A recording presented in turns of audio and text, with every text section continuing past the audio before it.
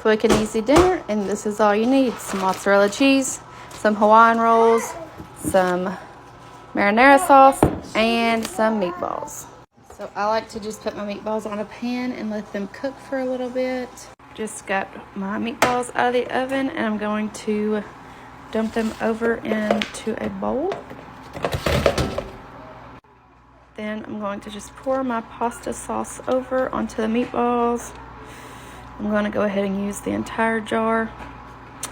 I chose 4 cheese. You can choose whatever you want. I say the more cheese, the more better.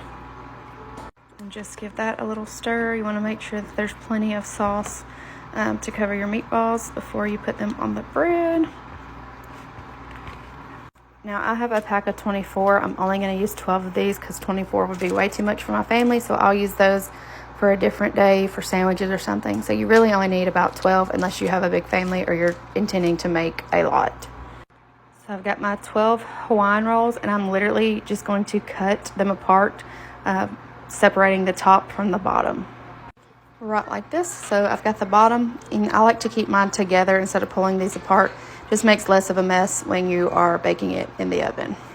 So now I've took my meatballs and I've placed a meatball on each roll. So I've got 12 meatballs, and now I'm going to go back with the XX sauce and put sauce over top of the meatballs. So now that they have a little extra sauce, I'm going to go with the best part now, and that is the cheese. I prefer mozzarella. You could really use whatever you want, but the mozzarella really brings it all together. You can obviously use as little or as much cheese as you like. My family is big on cheese, so I use quite a bit. And it should look a little something like this. So now I'm going to put them back in the oven. Since the meatballs are already cooked, only until the cheese starts to brown.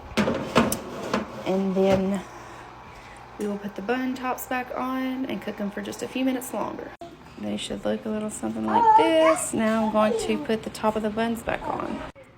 Now that I've replaced the tops, I'm going to stick them back in the oven for just a few minutes, just enough to get the tops a little bit toasty.